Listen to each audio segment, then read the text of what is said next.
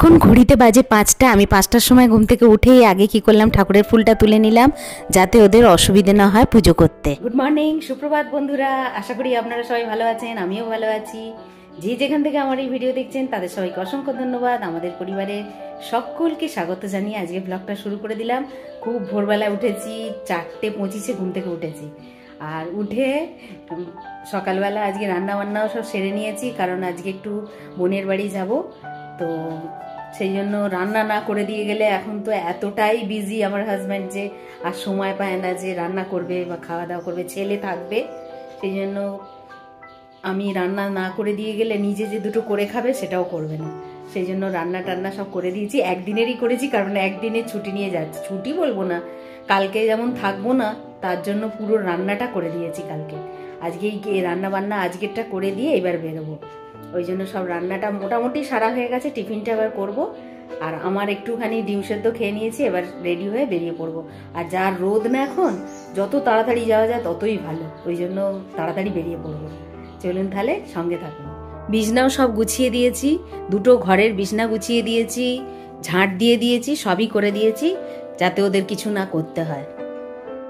আমার হাজব্যান্ডকে যাতে কিছু না করতে হয়, খালি ওই তরকারিপত্র কালকে বের করে গরম করবে আর খাবে, আর কিছু যাতে না করতে হয় সব করে রেখে দিয়েছি। মানে হাঁপিয়ে যাচ্ছি কাজ করতে করতে, এত কাজ। মানে 4:25 ঘুম থেকে উঠেছি, সমানে কাজ করে যাচ্ছি যাতে তাড়াতাড়ি বেরোনো যায়।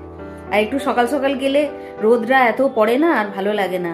যদিও একটা ট্রেন থেকে আরেকটা ট্রেনে উঠে যাব, খুব একটা হাঁটা টাটা নেই আমার বোনের বাড়ি যাওয়ার, কিন্তু তবুও একটা রোদ যেন ভালো লাগে না। এখন এতটা রোদ, 9টার পর থেকে প্রচন্ড রোদ উঠে যায়। ওই জন্য চেষ্টা করছি একটু তাড়াতাড়ি যাওয়ার। আর বিছনাও গুছিয়ে দিয়েছি, ঘর ঝাঁট দিয়ে দিয়েছি, সব কাজ মোটামুটি সেরে দিয়েছি। আজকে আর রান্নাগুলো আপনাদের সঙ্গে শেয়ার করছি না, এত দেরি হয়ে গেছে, বেরোতে হবে।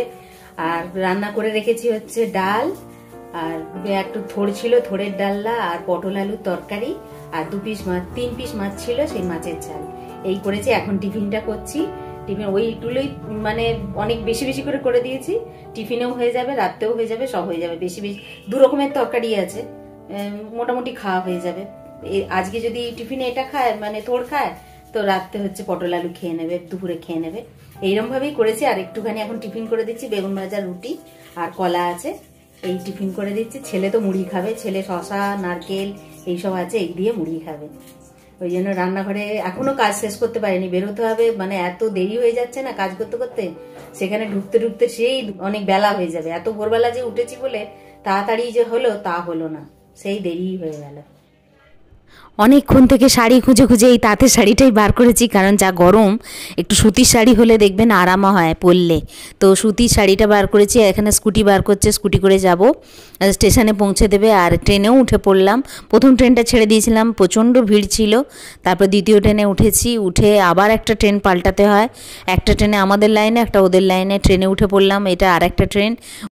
ট্রেন থেকে নেমে সামনেই বাড়ি, সেজন্য অসুবিধে নেই, কিন্তু এই রোদ উঠে গেলে গরম লাগে, এটাই একটা চিন্তার বিষয়। তাও 9টা বেজে গেল, বোনা বাড়িতে ঢুকতে 9:30 হয়ে যাবে। চলে এলাম, আর একটু মিষ্টি কিনে নিয়েছি, নিয়ে এইটা বাড়ির এন্ট্রান্স ঢুকছি। এই যে বোনের ছেলে প্রচুর ফোন করেছে, কিন্তু আমি ফোন ধরিনি। আর এখন বলছে তোমাকে এতবার ফোন করেছি।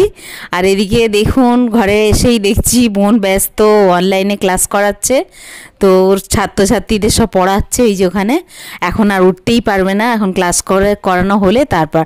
আর 10 বার বলছে মাসিকে শরবত করে রেখেছি দে, ওই এখন আতিথেয়তা করছে। বাচ্চা ছেলে, আমি নিয়ে নেবো বলছি না, মা বলেছে তোমাকে দিতে, সেই জন্য ওই দেবে।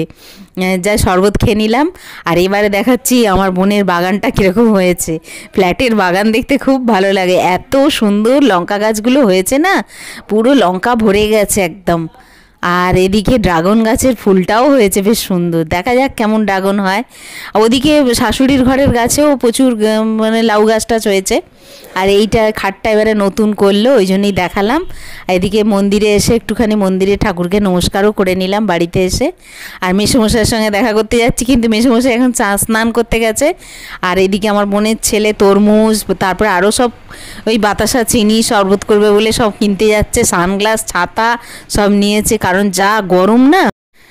এই যে মেসোমশাইয়ের জন্য গামছা এনেছিলাম, অনেক দিন থেকেই বলছিল শুভ্রা তুমি গামছা দিও, আর এই গামছা দিয়ে দিলাম। একটা মালতী দিকেও দিলাম, এই যে মালতী দিদির জন্য এনেছিলাম। মালতী দি বলছে আমার জন্য আবার এনেছো কেন? হ্যাঁ থাক, পরের বারে ভালো দেবো, আজকে ছোটো গামছা দিলাম। আর নিয়ে দিয়ে দিলাম। আর মালতীদি এবারে রান্নাবান্না করছে, আর এদিকে এখন আমার কোনো কাজ নেই, মেসোমশাইয়েরও কাজ নেই, আর বোন তো নানান কাজে ব্যস্ত, এখানে খুব কমই আসে। তো এখন গল্প করা ছাড়া আর কোনো উপায় নেই। এই ঘরটা এসি নিয়ে আছে, মেসোমশাই গরমে প্রচণ্ড কষ্ট পেত, কারণ 5তলার ফ্ল্যাট তো এত গরম কি বলবো। এখন বসে বসে দুজনের মনের গল্প করছি, নানান গল্প। আর মেসোমশাই এত রগড়ের মানুষ না, বয়স 80 পেরিয়ে গেলে কি হবে, নানান রকম মজার কথা বলে। এখন আমার নাম দিয়েছে কি বলুন তো, শুভ্রা নয়, আমাকে আর শুভ্রা বলছে না, বলছে তোমার নাম দিয়েছি টুম্পা। বলছে এবারে তোমার নাম টুম্পা, এক এক সময় এক এক রকম নাম দেয়, খুব মজা করে। এইসব নানান কথা জিজ্ঞেস করছে, আমার মা কেমন আছে, এইসব নানান কথা। যাই হোক, ভালো লাগে বেশ। এলে মেসোমশাই এত সুন্দর গুছিয়ে কথা বলেন না, যেগুলো শুনতে খুব ভালো লাগে।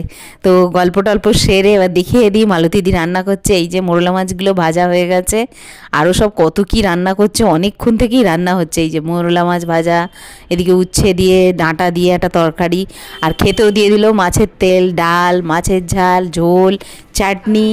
এদিকে হয়েছে কুমড়ো দিয়ে চিংড়ি মাছ দিয়ে, এদিকে উচ্ছে দিয়ে ডাঁটা দিয়ে একটা তরকারি, ওই নোটে গাছের ডাঁটা দিয়ে, এদিকে মোরলা মাছ ভাজা, আবার শাকটা তুলে দিয়ে দিলাম। অত খেতে পারবো না, বাড়িতে তো দেখতেই পান না, একদমই ভাত খাই না। আর কারোর বাড়ি গেলে এত পঞ্চব্যঞ্জন সাজিয়ে দেয়।